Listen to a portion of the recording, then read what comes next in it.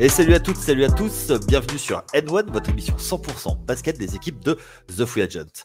Semaine particulière, semaine de préparation de play-off, il y a le play-in qui bat son plein toute la semaine, mais il y a surtout, à partir de ce samedi, les play-offs. Et donc, on va vous faire nos previews pour ces séries. Et aujourd'hui, on est sur le seed 3 contre le seed 6.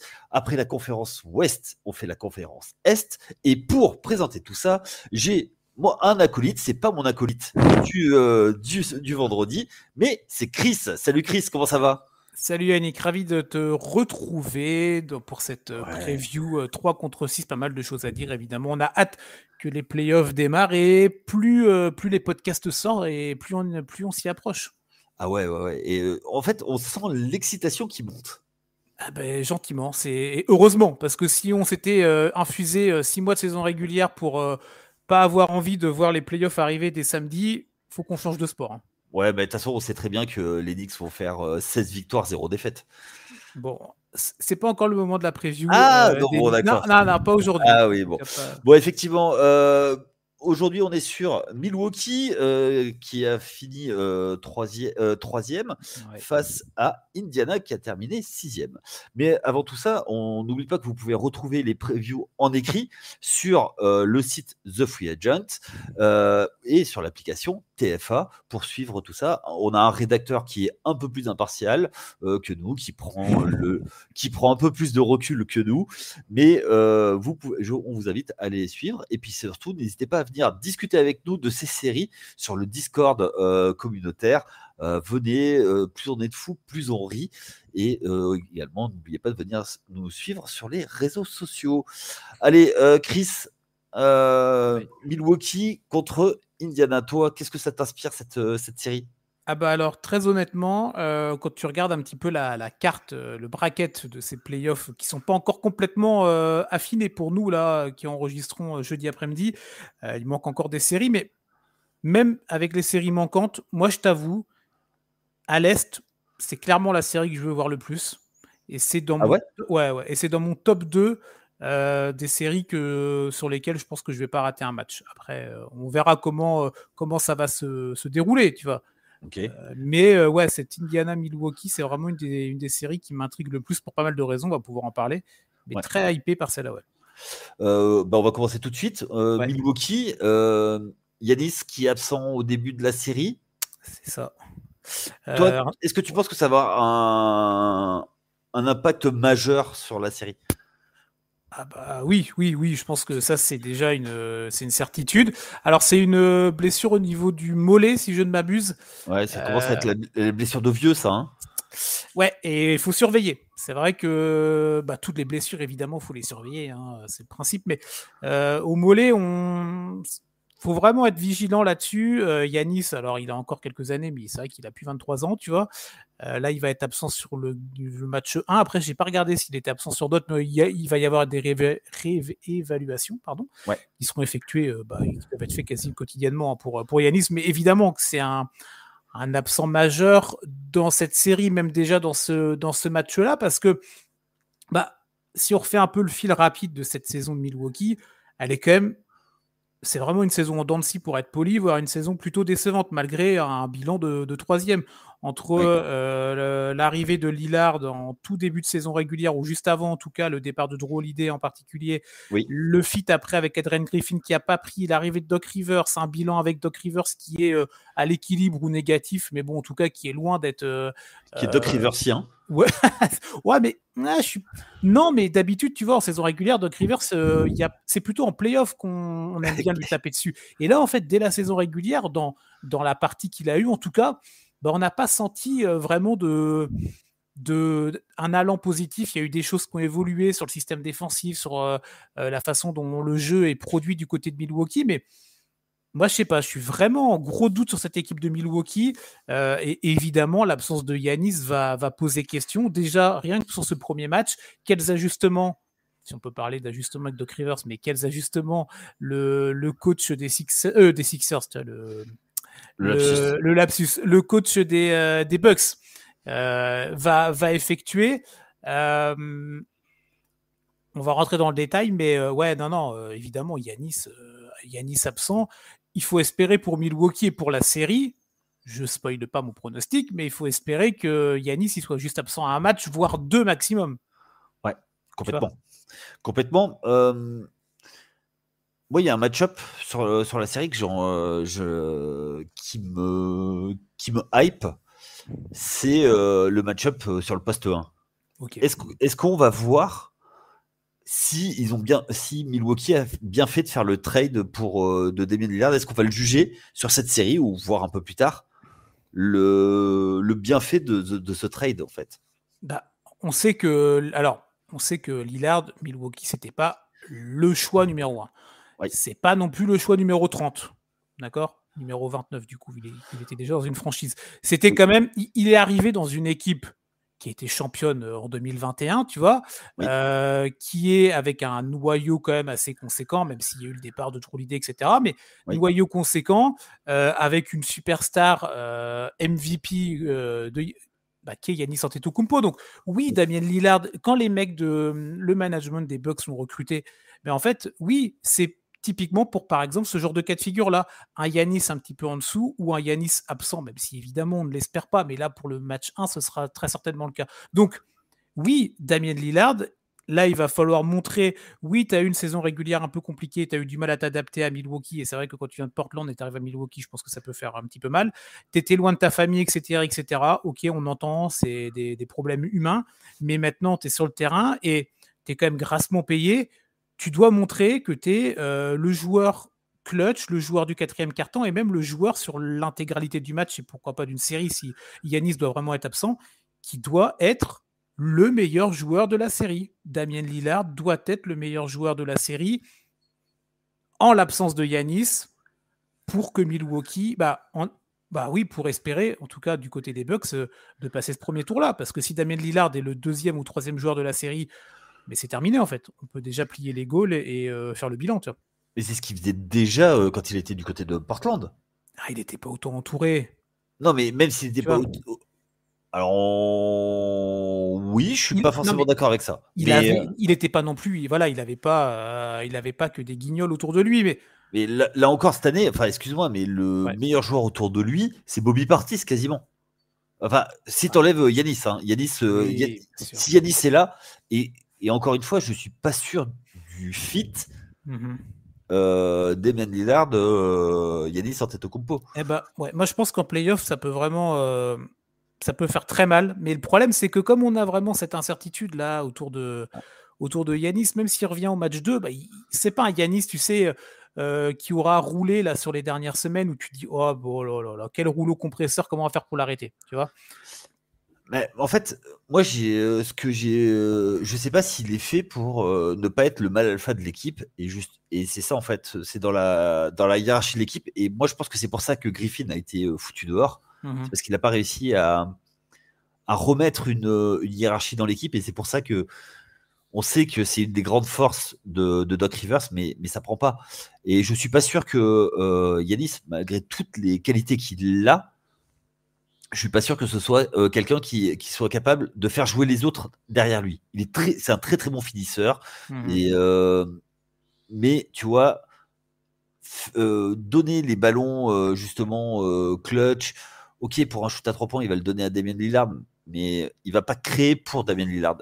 Et Damien Lillard, je pense que c'est ce qui lui manque maintenant qu'il a peut-être plus le même gaz que quand il est arrivé, mais ça reste toujours un joueur extrêmement fort et qui a besoin de maintenant d'un joueur pour lui créer de l'espace. Et Giannis, ça devient une caricature, quoi. Oui, bon, oui, c'est sûr que l'attribut principal, c'est pas d'être distributeur. Mais c'est pas ce qu'on attend de lui non plus, tu vois. Exactement. Après, il y a aussi une chose, c'est qu'il y a un joueur qui pour moi est une énigme à Milwaukee, c'est Chris Middleton. Bah oui, clairement, c'est vrai. Alors lui aussi, comme d'autres, est revenu de sales blessures. Ça a été compliqué pour lui. Mais c'est vrai qu'on n'a pas retrouvé le Middleton. On le retrouvera plus. On a l'impression, tu vois, d'avoir. Alors, les joueurs sont différents, les attributs sont différents, mais on a l'impression que c'est un peu une sorte comme un Klay Thompson. Tu vois, le côté, il reviendra jamais au niveau qu'il a été dans des styles de jeu différents, tu vois. Mais tu as des joueurs comme ça où ça sort d'une blessure importante et ils vont continuer à contribuer sur le terrain, mais ce sera plus le joueur qui a été le super lieutenant de Giannis en 2021, tu vois, et qui a permis à cette équipe de prendre le titre. Et c'est vrai que Middleton va être une énigme. Et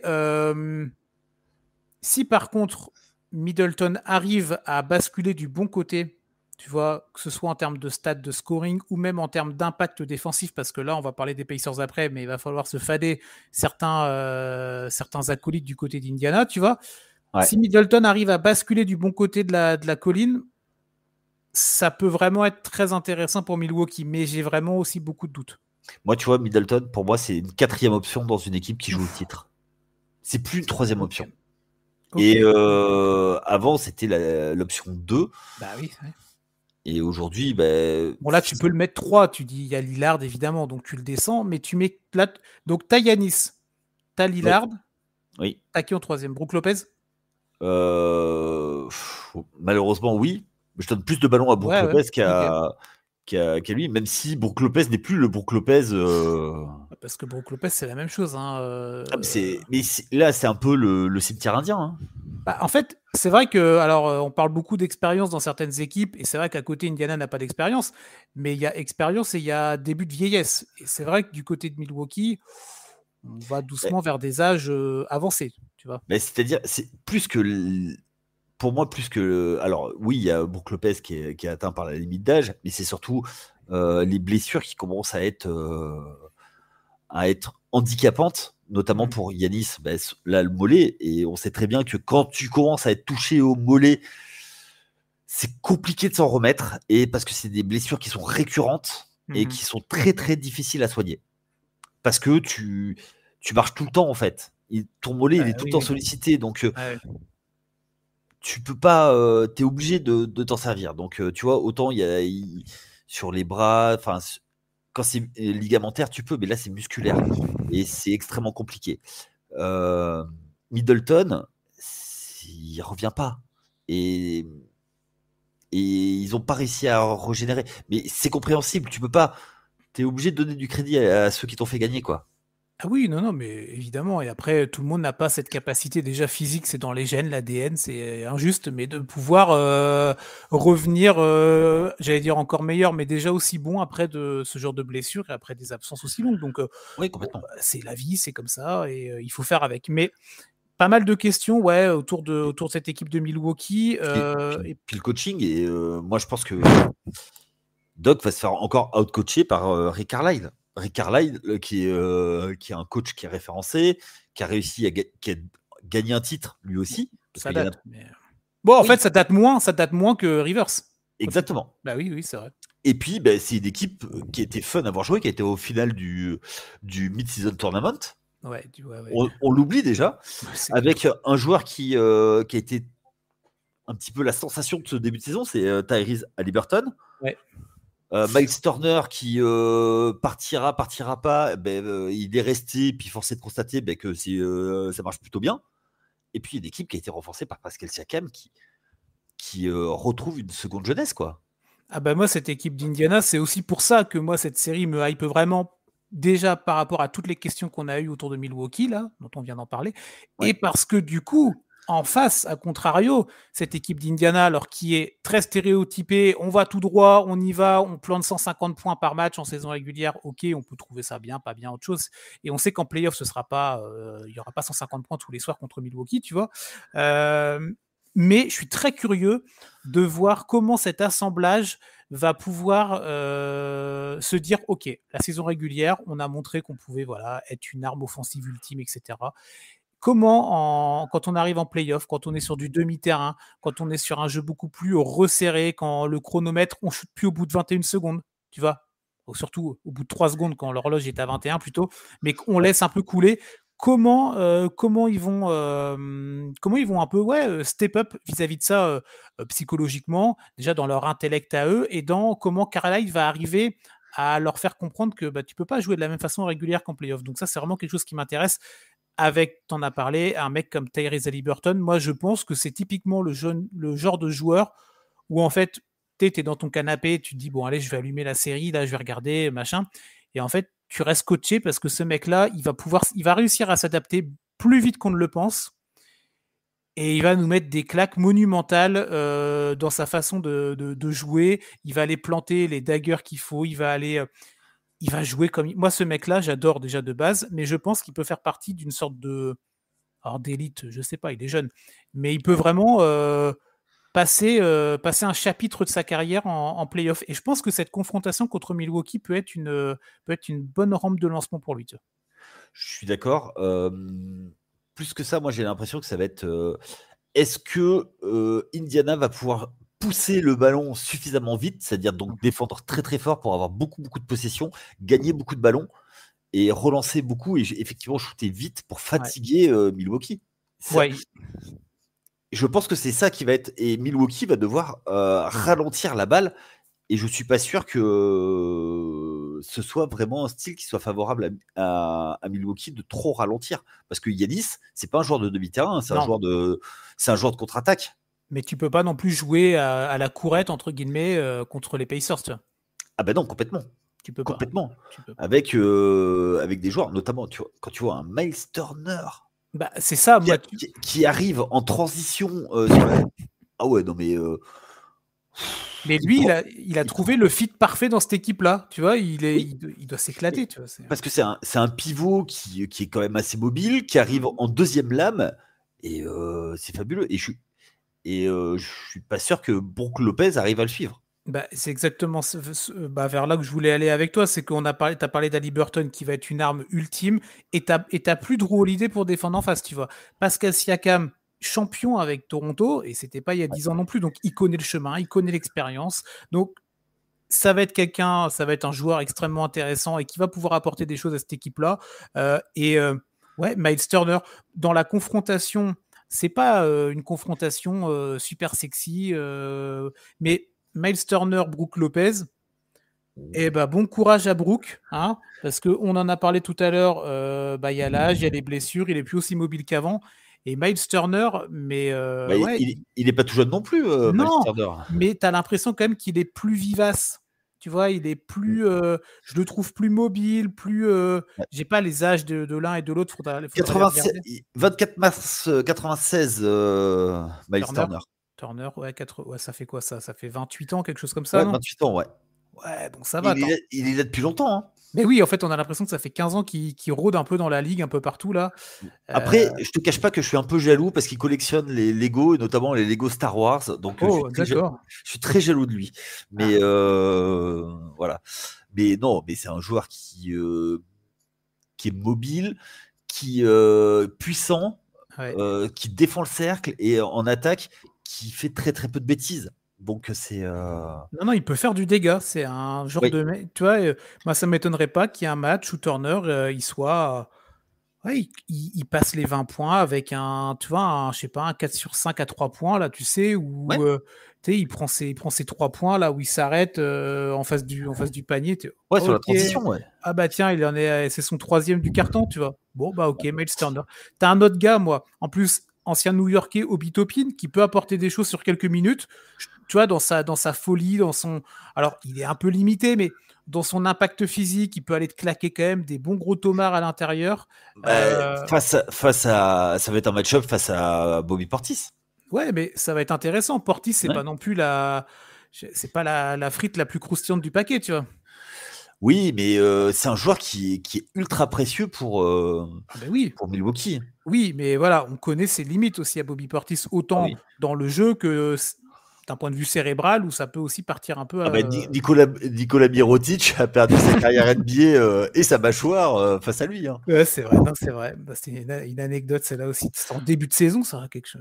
Pré-saison, il avait loupé 20 matchs parce que... il lui a mis une droite. Ou une gauche, parce qu'il est gaucher, je crois. C'était une gauche. Non, mais voilà, moi je trouve qu'il y a quand même des armes et des atouts multiples, des facteurs X, Y, Z du côté d'Indiana qui me hype pas mal, et pas mal d'interrogations du côté de Milwaukee. Alors juste, parce que c'est une stat que j'avais notée tout à l'heure, on n'en a pas parlé, on a beaucoup félicité ou en tout cas mis des points positifs sur cette équipe d'Indiana. Il y a un élément sur lequel ils sont vraiment pas bons cette saison. Je regardais un petit peu les rankings. Au niveau du rebond, ils sont 28e. Ils sont vraiment dans les pires bilans cette année en saison régulière. Tu vois, il faut que Milwaukee, et on va revenir, comme ça me permet de conclure sur te parler sur Lillard en introduction.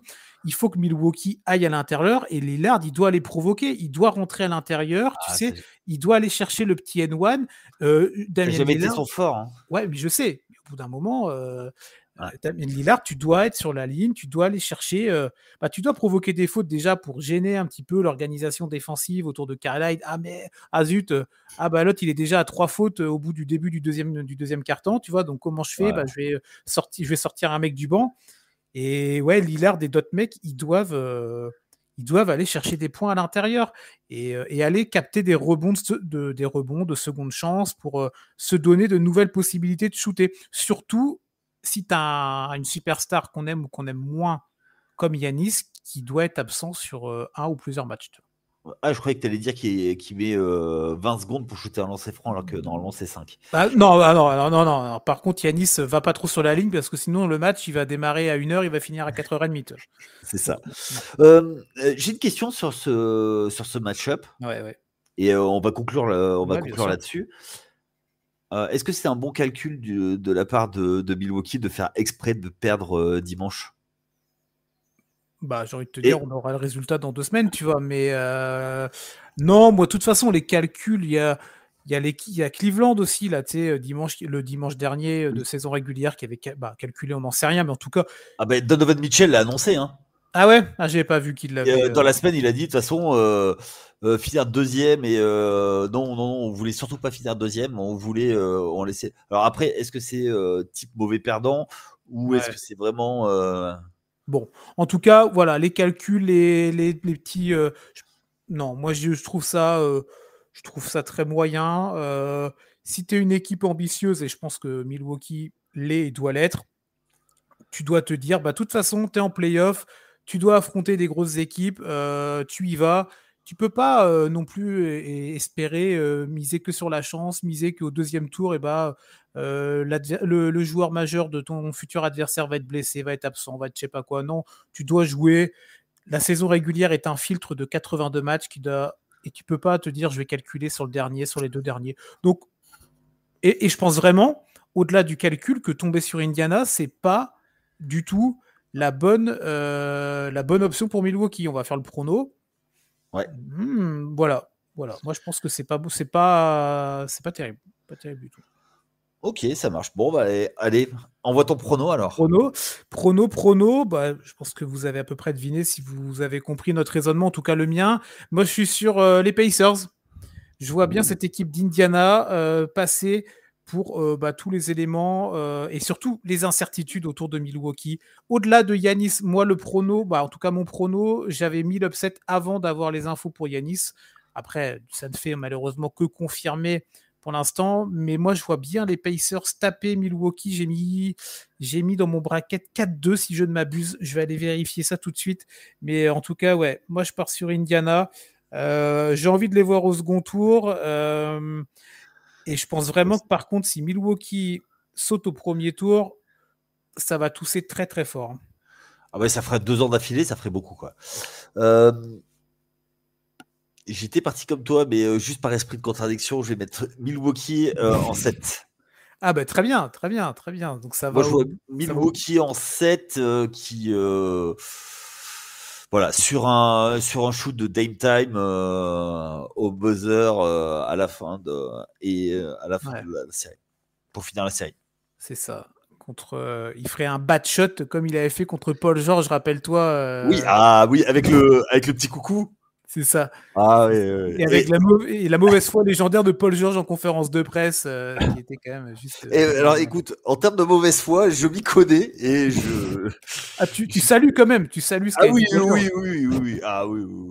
Non mais en tout cas, c'est clair que si Lillard est le sauveur de Milwaukee sur une série qui va en 7 contre Indiana, ça va déjà répondre à certaines interrogations qu'on s'est posées dans ce podcast-là de Damien, c'est ton moment, tu vois.